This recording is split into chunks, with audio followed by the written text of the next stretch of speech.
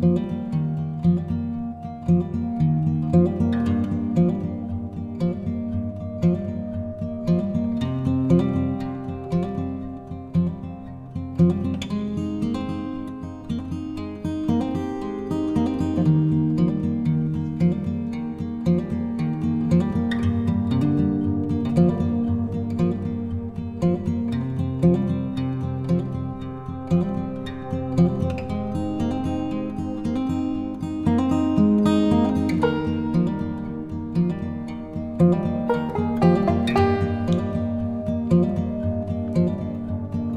everyone, this is John Gomez. So welcome to my YouTube channel Turning Vlogs.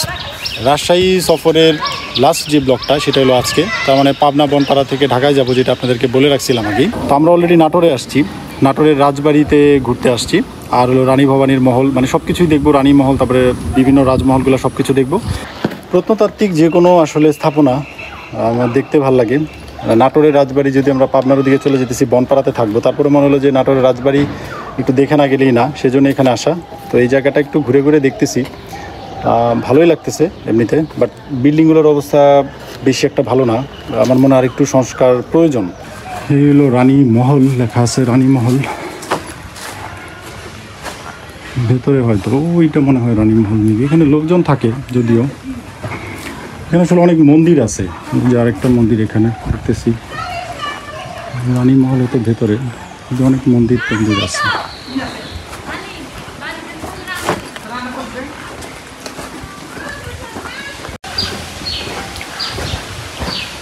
ঘরবাড়িগুলার অবস্থা খুবই খারাপ,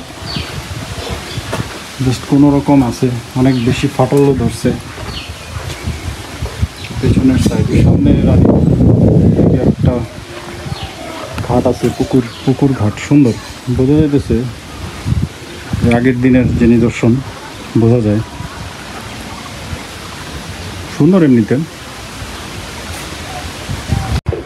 side দিয়েও কয়েকটা মন্দিরের মতো আছে, যেহেতু দেখছি সামনে মন্দির লেখা আছে, ছোট ছোট মন্দিরের মতো, এখানে হয়তো উপাসনা করতো হয়তো তারা,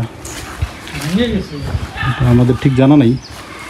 ছোট ছোট চারিদিকে চারটা পোর্শন, মাঝখানে একটা কিছু ছিল, বেইজ আছে বোঝা যায়, তার মানে এটার উপরে জানি না কিছু ছিল কিনার, উপর দিয়ে ছিল, হয়তো ভেঙে গেছে হয়তো এটা।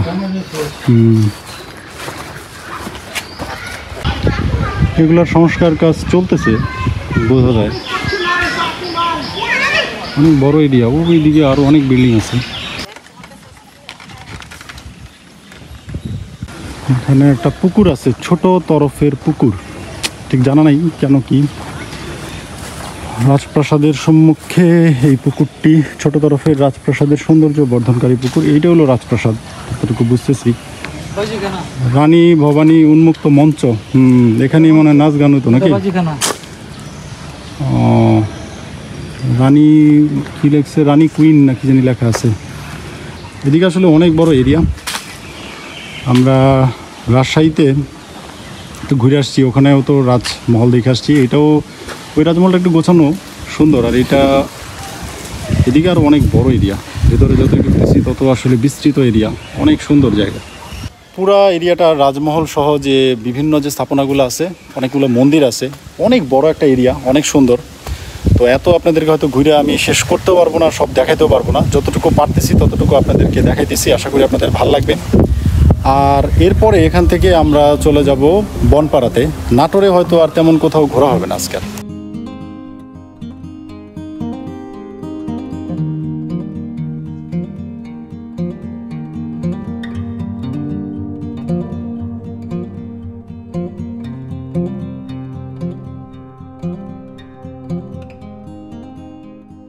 তারপরে ওখান থেকে বের হয়ে গেলাম নাটোরের বিখ্যাত কাঁচা গোলা খাইতে, কাঁচা ছানা। সো জয়কালী মন্দির নামে একটা মন্দির আছে, তার সাথে আদি জয়কালী মিষ্টান্ন ভান্ডার মেবি এরকম নামটা, এরকম একটা আছে। তো সেইখানে বললো নাকি খুব ভালো, ওখানকার যে সিকিউরিটি গার্ড ছিল ওরা বলে দিচ্ছিল এখান থেকে খাইতে পারেন। এরপরে আমরা নিলাম 300 টাকা হাফ কেজি, নিলাম 600 টাকা কেজি, বাট আসলে মনে হচ্ছে বেশি হয়ে গেছিল আমাদের জন্য, হাফ কেজি অনেক বেশি, বাট প্রচন্ড মিষ্টি, আমার কাছে ওখানে এক্সক্লুসিভ কিছু লাগে না আসলে। তো এখন দেখতেছি বনপাড়াতে একদিন থাকবো। বনপাড়াতে এর আগেও বনপাড়া নিয়ে আমার একটা ব্লগ আছে, একদম ডিসক্রিপশন বক্সে শেয়ার করে দিতেছি, শুধু বনপাড়া ঢাকা আমার একটা ব্লগ আছে, চাইলে দেখতে পারেন সেটা। অবশ্য সিমিলারই হবে। তো ঠিক আছে, এখন আর কথা না বাড়াই, বনপাড়া যাই, তারপরে আপনাদের সাথে কথা হবে, দেখা হবে। সো টিল দেন ব্লগটা দেখতে থাকেন, আশা করি ভালো লাগবে। তো আমরা আমাদের ডেস্টিনেশনে চলে আসছি, দাদার বাসায় আসছি, এর আগেও আসছিলাম, চলে আসছি।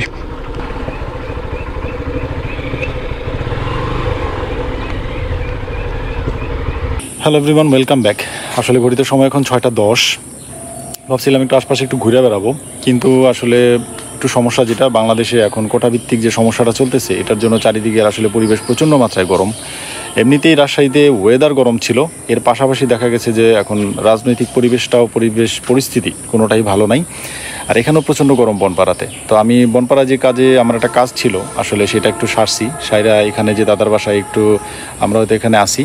কালকে হয়তো আমার আরেকটা কাজ আছে ছোটোখাটো, সেটা শেষ করে হয়তো ঢাকায় ফিরবো। এখন জানি না আদৌ ঢাকায় কালকে আমরা ফিরতে পারবো কি না, এটা নিয়ে আমি একটু খুব শঙ্কায় আছি।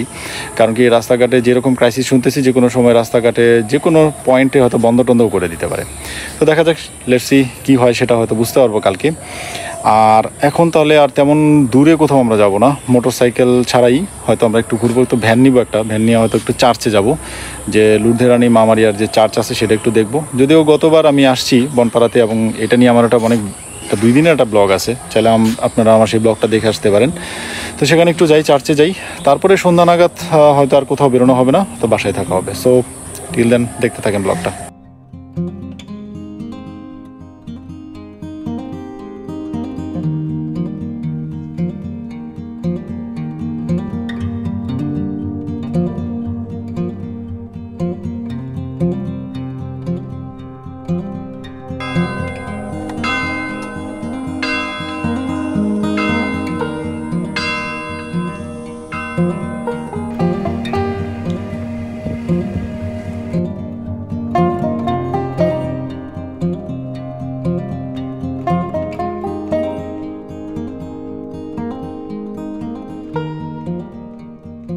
এখন তো বনপাড়াতে আসছি একটা নার্সারিতে, এখানে একটু ঘুরতেছি। আমরা কি করব, আর যেহেতু সারা দেশে মোটামুটি কারফিউ জারি হয়েছে, আর আমরা বাইক নিয়ে আজকে আমাদের ঢাকার উদ্দেশ্যে যাওয়ার কথা ছিল। আমাদের সকালবেলা উদ্দেশ্য ছিল পাবনা যাব একটু ঘুরতে, পাবনা ঘুরিয়া তারপরে যাব ঢাকা। এখন তো ঢাকায়ও ঢুকতে পারতেছি না, সারা দেশে যেহেতু কারফিউ জারি হয়েছে, আবার বাইক নিষেধাজ্ঞা দিছে, অনেক ঝামেলা আছে। এখন কবে কিভাবে যাব সেটা জানি না। এখন আপাতত একটু আশপাশে ঘুরে দেখতেছি। আর প্রচণ্ড রোদ, অনেক বেশি গরম, যেটা হলো যে ঢাকাতে রাজধানীর ভিতরে বাইক চলাচল নিষিদ্ধ করে রাখছে। তো কোনোভাবে আসলে রিস্কটা নিতে পারিনি, আজকে বেরোতেই পারিনি আমরা।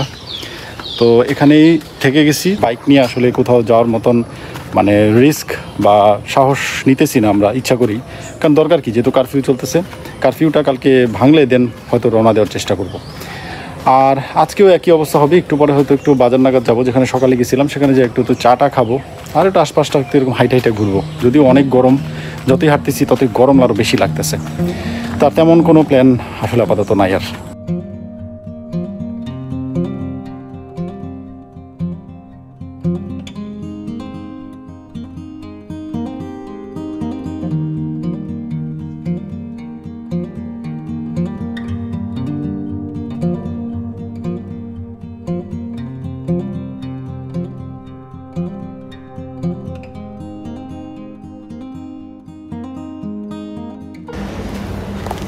সবাইকে শুভ সকাল। এখন আছি হরিপুর চাটমোহর পাবনা, এই ভেতরের রুট দিয়ে আমরা আগাইতেছি। বাইক নিয়ে বেরোয়নি, পাবলিক ট্রান্সপোর্টে আগাইতেছি, যেহেতু আজকে কারফিউ চলতেছে সকাল থেকেই। 3টা পর্যন্ত কারফিউ চলবে, 3টা থেকে 5টা আবার শিথিল করছে। সেই হিসেবে আমরা পাবলিক ট্রান্সপোর্টে আগাইতেছি, যদি 3টার মধ্যে পৌঁছাইতে পারি হয়তো এটা ট্রাই করব যে কতটুকু আগানো যায়। হ্যালো এভরিওয়ান, ঘড়িতে বাজতেছে মোটামুটি 6:30। তো আজকে একটু চেষ্টা করছিলাম ঢাকা যাওয়ার, তো আপনাদের সাথে তো কথা বলছিলাম, আমরা চেষ্টাও করছিলাম, অনেকটা দূর আগাইছিলাম, বাট দেখলাম যে পরে গাড়ি ঘোড়া আসলে অতটা আমরা পাইনি ঠিক মতো, এই জন্য আবার আসলে ব্যাক করছি। তো কালকে নাগাদ হয়তো চেষ্টা করব, কারণ কোটাভিত্তিক যে বিষয়টা ছিল সেটা সরকার ইতিমধ্যে রায় দিয়ে দিচ্ছে। তো আমার মনে হয় স্টুডেন্টদের পক্ষেই আছে রায়টা। তো কালকে হয়তো কারফিউটা যদি উঠে যায়, আমরা বাইক যোগে আসলে ঢাকা যাওয়ার চেষ্টা করব। তো বাকিটা কী নিষেধাজ্ঞা আসবে জানি না, বাট যেটাই হয় কালকে হয়তো ঢাকা যাবই, যে কোনো মূল্যেই হোক, যে কোনো উপায় হোক, হয়তো যাইতে হবে। এই ব্লগটায় হয়তো উল্লেখযোগ্য তেমন কিছু দেখাইতে পারবো না, কারণ এই বিষয়টার সাথে আসলে আমরা সবাই জড়িত, সারা বাংলাদেশ খুব আমরা টেনশনে আছি, বা সবাই সবার পরিবার নিয়ে খুব টেনশনে আছে, খুব জড়াই গেছি সবাই। যতটুকু হইলো শেয়ার করলাম, বাকিটা দেখা যাক কী হয়।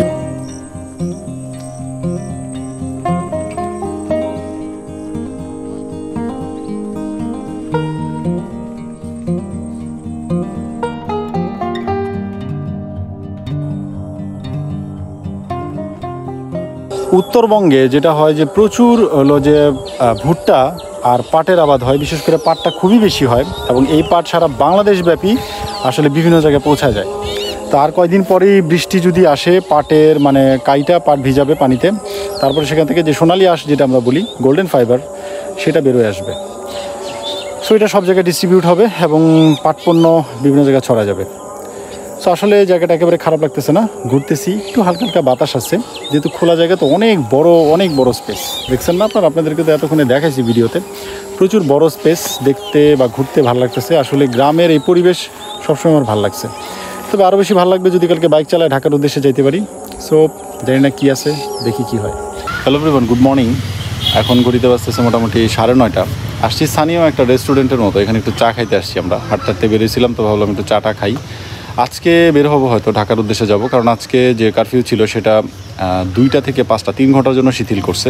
তো সেই সুযোগে আমরা হয়তো একটু একটু করে আগাবো এবং ওই সময়টায় চেষ্টা করব ঢাকাতে ঢুকে যাওয়ার জন্য।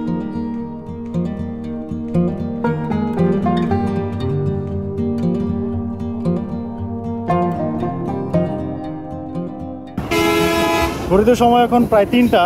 আজকে যে নিষেধাজ্ঞা ছিল, যে কারফিউ ছিল, সেটা 2টা থেকে 5টা 3 ঘন্টার জন্য উইথড্র করে নিচ্ছে, সেই হিসেবে আমাদের আগে আসা। তো অনেকটা চলে আসছি, আমরা একটু আগেই বেরিয়েছিলাম, তো যমুনা ব্রিজ ক্রস করে মাত্রই দাঁড়াইলাম। তো আসলে তো মোটো ব্লগে হয়তো আর আসা হবে না, কারণ রাস্তার অবস্থা ভালো না, যে কোনো সময় চেকপোস্ট থাকতে পারে। তো আমার মনে হয় একটা সেফ জোনে যাই, তারপরে কথা হবে। আর সাভার পর্যন্ত হয়তো আমরা যাবো, কারণ ঢাকা সিটিতে আজকে বাইক আসলে মনে ঢুকতে দিবে না। আর এর মধ্যে এত বৃষ্টি, এখানে শুকনা, বা যমুনার ওই পাশে দেখেন পুরো রেনকোট পরে ভিজে আমরা শেষ। মানে রেনকোট পরে মানে বলতে গেলে ভিজে বাইক চালায় চলে আসছি, কারণ আসলে আসতে হবে একটা সেফ জায়গাতে, আর ঢাকা পৌঁছাইতে হবে।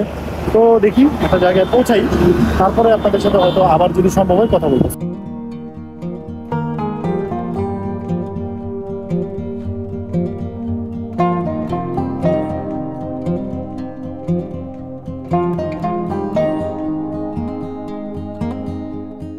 তো মাত্র আমরা তো এখন ঘড়িতে কয়টা বাজে? 5টা। এখন ঘড়িতে বাজতেছে 5টা 5। তার মানে একটু আগেই লকডাউন মানে যেটা ছিল শিথিল ছিল সেটা শেষ হয়ে গেছে, বাট তার আগে আমরা সাভারে ঢুকে গেছি। তো এই যে কলিগের বাসায় আইসা তার বাসায় বাইকটা রেখে গেলাম, পরে এসে এক সময় তো বাইকটা নিয়ে নিব। তো এখন বাসায় যাওয়ার চেষ্টা করব, দেখি কি হয়। রাস্তাঘাটে যদি এখন কারফিউ আবার জারি হয়ে গেছে 5টার পরে থেকে, বাট পাবলিক ট্রান্সপোর্টে যাওয়ার চেষ্টা করব একটু বাসায় ফেরার। সো সবাই ভালো থাকেন, বিদায় নিতেছি এখানে, বাই বাই। তুমি বাই বাই দিয়ে দাও, টাটা।